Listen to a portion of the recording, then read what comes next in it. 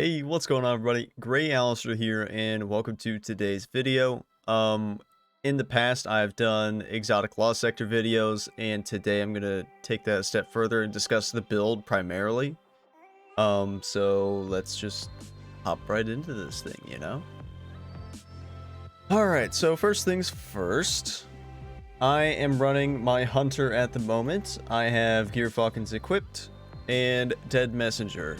And the aspects I'm running are Stylus Executioner and Vanishing Step.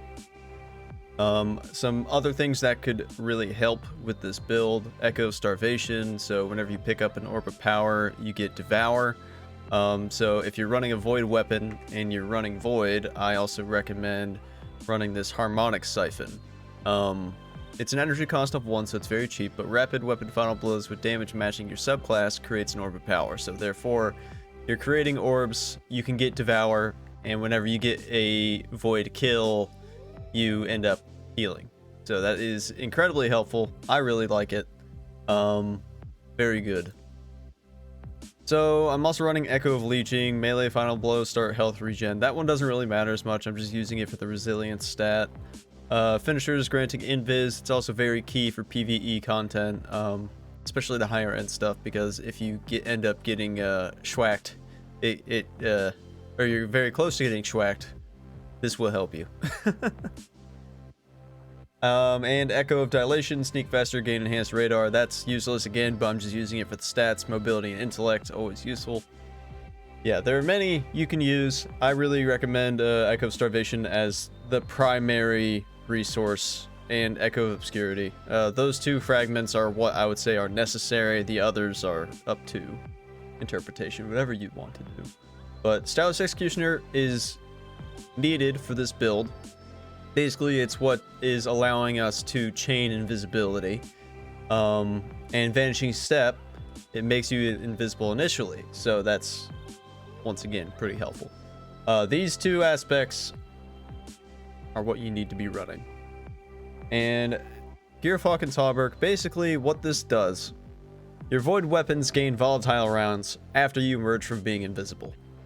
When you are invisible and defeat a combatant while using a finisher, all of your weapons gain bonus damage, you and nearby allies gain a reserve overshield and improved class ability regen.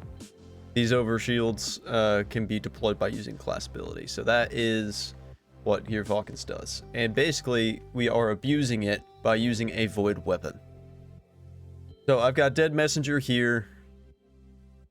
It can cycle between all of the subclass types. So it's initially on Void, so it doesn't really matter too much. Void is what we need. But basically, it's also very good with the Unstop Stun, and the Weakened Clear is okay, I guess. I haven't really noticed the Weakened Clear too much, but it is what it is. So let's just hop into this Lost Sector. This is Aphelion's Rest. I did make a video on that a while ago. I'm considering remaking the video because it wasn't in the same style as the ones that came after, but it is what it is. Honestly, that one has the best views so far, so I might just leave it as it is. So I have Overload Scout Rifle and Unstop Grenade Launcher. Basically, I'm just gonna go invis right now. I have enemies right in front of me. Dead Messenger, they all explode, and I go invis. Now, sometimes it doesn't proc like that, and that's because the volatile rounds take a minute to actually load in after emerging from invisibility. The way to fix that is to just immediately get a kill after, and you will become invis again. So let's just say this happens. Let's say I shoot over here, I miss my target, I am no longer invis, but I have volatile rounds for 8 seconds, so I can just shoot it at the ground again, get a kill, and I am now invis. It's very, very useful. I highly recommend it. But that's basically it, because you can just sit here and chain your invisibility forever, and Dead Messenger allows the Hunter class with the volatile rounds to become very optimal for ad clear and ad control. So now it's no longer just a Titan's job. An Invis Hunter and a Grandmaster Nightfall can do it too. Just like that. And you kill a bunch of Scions. I was actually testing this in a Grandmaster Nightfall just yesterday, and I think this is going to be the best option.